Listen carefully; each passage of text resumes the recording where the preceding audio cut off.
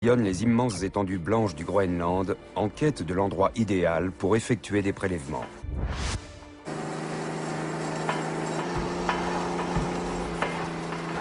Ils sont venus étudier l'atmosphère et son évolution dans le temps.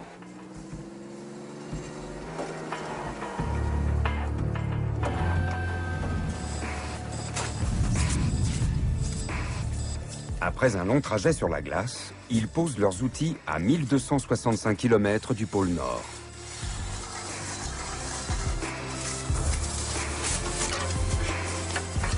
À ces latitudes septentrionales, la glace est vierge. Elle archive 200 000 ans de l'histoire de l'atmosphère.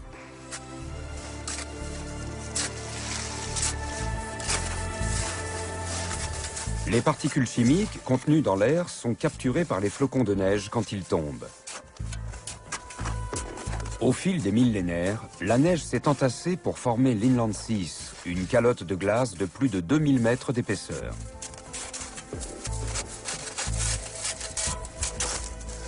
Les chercheurs creusent d'abord la glace pour parvenir aux couches formées par la neige tombée il y a des milliers d'années. L'analyse des échantillons prélevés permet de connaître la teneur en éléments chimiques de l'atmosphère dans le passé. Plus ils s'enfoncent dans le manteau de glace, plus les scientifiques remontent dans le temps.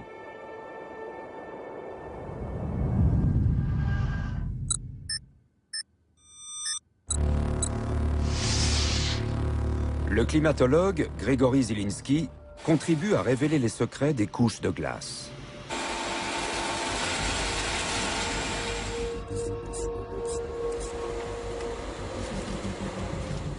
Année après année, les résultats confirment ce que l'on pensait. La teneur en éléments chimiques reste relativement stable durant de longues périodes. Un jour, Zielinski est stupéfait. Un des relevés indique une variation qui défie toute logique.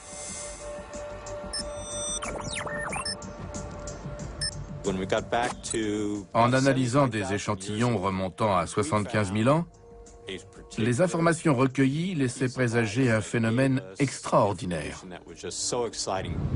Zielinski et ses collaborateurs recherchent des fluctuations chimiques infimes.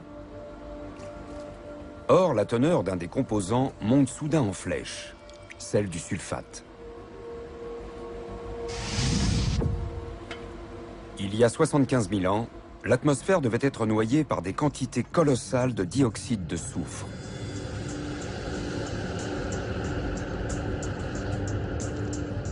Normalement, l'atmosphère contient 50 microgrammes de dioxyde de soufre par mètre cube d'air. Le taux de sulfate contenu dans les échantillons indique qu'à l'époque, l'air contenait 1900 microgrammes de dioxyde de soufre par mètre cube, soit près de 40 fois plus.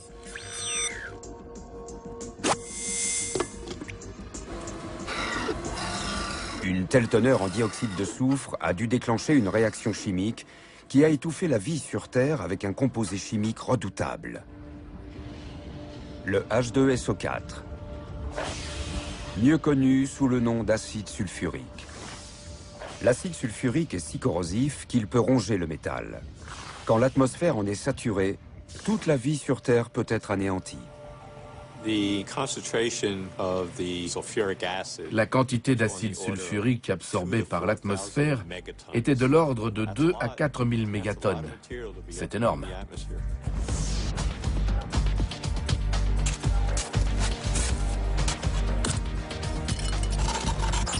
La ligne bleue de ce graphique laisse penser qu'un événement d'une ampleur inouïe s'est produit il y a 75 000 ans.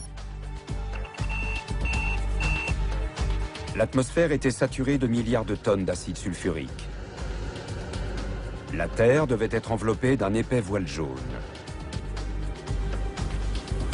Mais d'où venait le dioxyde de soufre qui l'avait produit? Un phénomène extraordinaire avait dû se produire. Au fur et à mesure que je découvrais les résultats, je me rendais compte qu'il devait s'agir d'un cataclysme.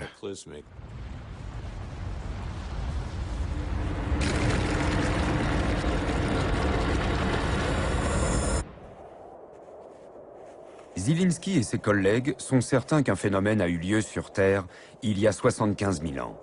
Mais lequel?